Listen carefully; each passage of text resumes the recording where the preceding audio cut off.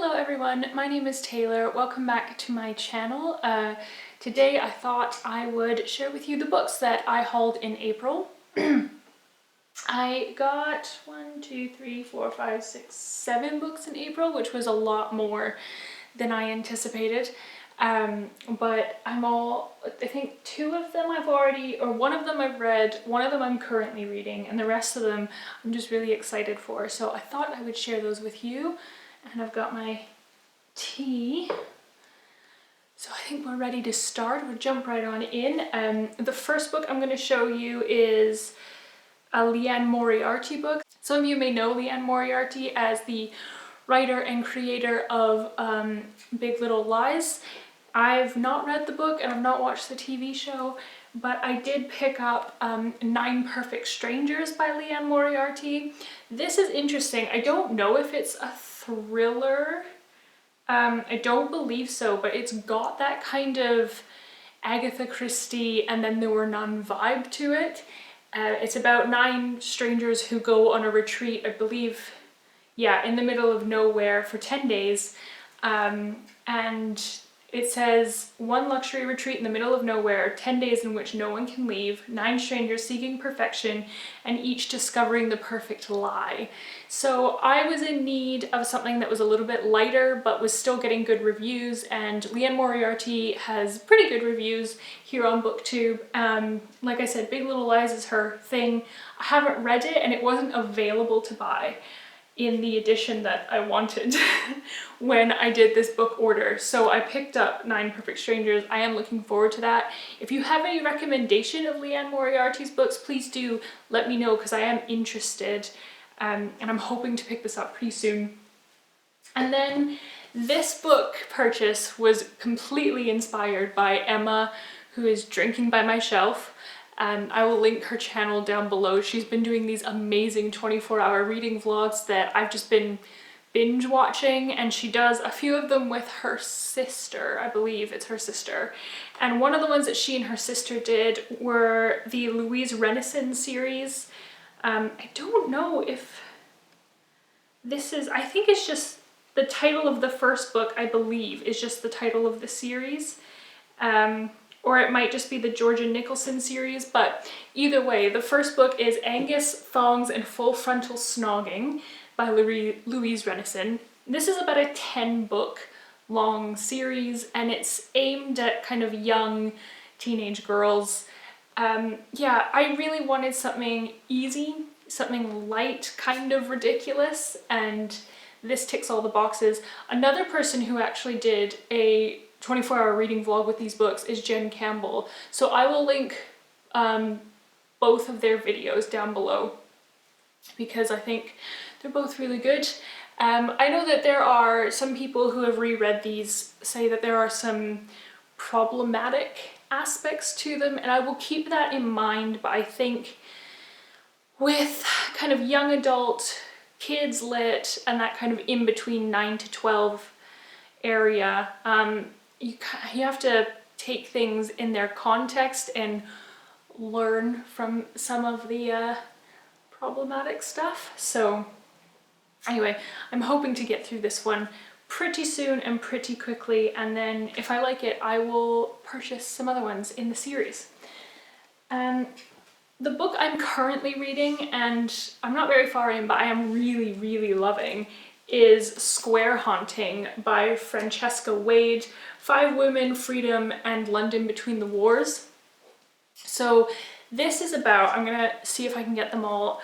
This is about Virginia Woolf, HD, who's Hilda Doolittle, but all her stuff is signed as HD. Eileen Power, Dorothy L. Sayers, and I can never remember the last one. Jane Harrison. I keep wanting to call her Jan Harrison. It's Jane Harrison. It's close. Who are 5 women who lived in the same square at different periods during the interwar years, so the years between World War I and World War II. These women were writers and political activists and kind of social reformers. Yeah, historians, translators, pacifists, novelists, poets, publishers. they had kind of their hands in a bunch of different areas, and it's just about their lives in these years in this particular square and how the war changed things for them, how they changed the face of things like literature and politics and social reform and the suffragette movement, all of that good stuff. And each chapter is a profile on each woman. So the first chapter, which is what I'm reading right now, is on HD, and then the second chapter is on Dorothy L. Sayers. So yeah, there's only like 5 chapters in this book, but each one is a profile of that woman at the time that she lived in Mecklenburg. I don't know if I'm pronouncing that correctly. I think it's Mecklenburg. At the same time, like, I live in Edinburgh, so I'm kind of pronouncing it like that. I don't know. Mecklenburgh Square.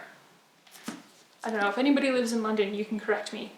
But this is amazing. This is obviously a nonfiction, and I am so enjoying it. I love books about writers. I love learning about writers and their lives and their habits and their routines, and this definitely ticks all those boxes. So I would recommend this if you're interested in literature or history or London, or either of the wars, because the interwar years are some of my favorite periods to read about, as well as like literature written in the interwar years is some of my favorite literature.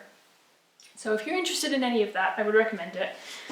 The book I have already read, so I won't say too much because I am going to film an April wrap-up, is The Guest List by Lucy Foley. You might recognize Lucy Foley from her first book, The Hunting Party, which I believe took place in Scotland. I don't know if Foley herself is Scottish. Let me see.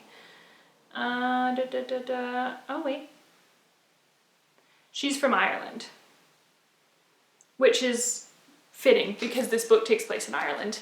This, again, has that And Then There Were None Agatha Christie vibe, except this is a thriller mystery book, and so it sticks much closer to that theme than something like Nine Perfect Strangers, which is more of a contemporary about these people coming together and their lies and the truths. This is a thriller, and all these people have secrets, and they're all invited to this island for this big, very popular wedding. It's a wedding of 2 kind of celebrities, and it takes place from different perspectives. It's interesting. I think I gave it like 3 stars. I did like it, but it fell flat for me in a bunch of areas. I don't think I was invested in any of the characters, to be honest, and parts of it really felt like it dragged. This is not a review though. I will do that in my wrap up, but yeah, it was about a 3 stars. I did like it, and I am interested in The Hunting Party because the reviews for that were insane. It was so good. So I am going to try and read that one next, but this is her latest book. The next book I picked up, I'm going to be honest, I picked up for the cover, and that is Nightingale by Marina Kemp.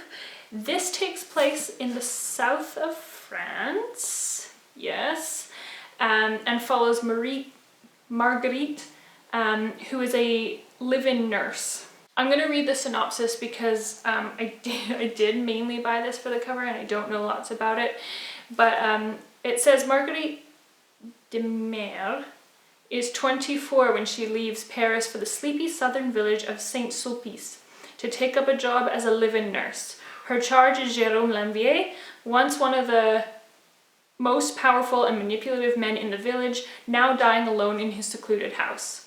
It's not long before the villagers have formed opinions of Marguerite. Brigitte Brochon finds her arrogant and mysterious. Suki Lacourse sees Marguerite as an ally in a sea of small-minded provincialism. Henri Brochon, husband of Brigitte, wants to protect her from the village's intrusive gossip and speculation.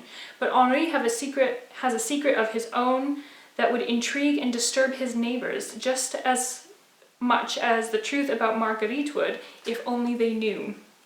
So there's a bit of a mystery in this, but it's mainly a contemporary novel about the lives of these people in the southern village of France. This is also Marina Kemp's debut novel, so I'm looking forward to seeing if I like her writing style, because if I do, then she's definitely going to be an author I watch out for. This got a very good review from Miranda Mills, who has a booktube channel but also has a blog and a podcast. I haven't listened to her podcast conversation with Marina Kemp yet because I haven't read the book, but I do plan on listening to that when I finish the novel. The next book I picked up is a little bit of a strange one, and I'm not really sure what to expect, but I picked it up for the art. So I bought myself the Book of Pebbles. The writing is by Christopher Stocks and the art is by Angie Lewin, who is a UK artist that I really enjoy. And there is art all throughout the book. I just think she's, I mean, it's beautiful. It's very like landscape and nature inspired art, but the colors are really natural. It's really recognizable as kind of the coast of the UK, which I really enjoy. This is about pebbles. The title is not a metaphor. It is about pebbles. It is about why we like pebbles, why we collect pebbles. It's like the history of pebbles. It says, why do we pick up pebbles on the beach? What is it we see in them, and why do we take them home to display on our shelves? Is it their inherent beauty, their infinite variation, or simply their associations with a happy time and place? So it is meditations on pebbles, why we display them, why we pick them up, why we like them, why they trigger memories for us. Yeah, it's a strange one, but I am looking forward to it. It'll be a quick read, and I mean the art is stunning. So just for the art itself, I think it was a worthy book to pick up. And then lastly, we are finally at the last. I picked up a book for myself that I have wanted for so long. And I got this for my mother-in-law for Christmas, and I was really jealous.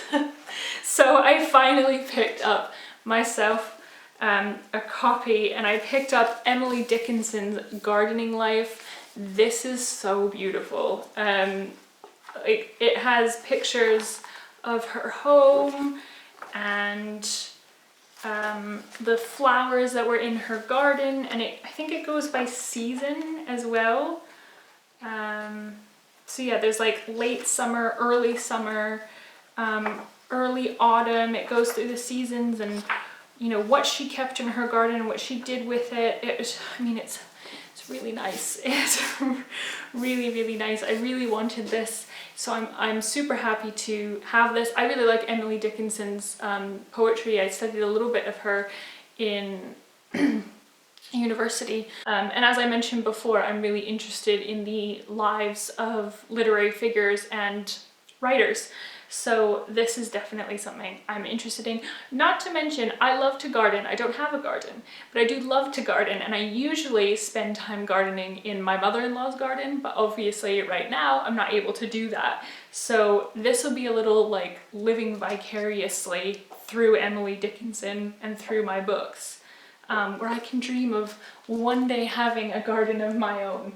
So those are all the books I picked up in the month of April. If you picked up any new books you're really excited about, I would love to hear about them below. If you have any recommendations for me, that would be great to hear as well. As per usual, I will be linking all the books in my description box. Just a little note on the links in my description box. I link to a kind of semi-independent bookshop. It is an independent bookshop, but it's a fairly popular chain of independent bookshops in the UK because I think it's important to support independent bookshops. I try and do that as much as I can, but they do ship worldwide. So it's not free shipping, mind you. I know it's not maybe as convenient and it maybe won't get there as quick, but you're supporting indie booksellers who really, I mean, they always need the support, but right now especially really need the support. So all those links will be down below. Anything else I've mentioned will be as well. Let me know how you guys are getting on. I hope you're doing all right. Make yourself a cup of tea, get cozy, read your books, do something that makes you happy, and I will see you in the next video. Bye guys.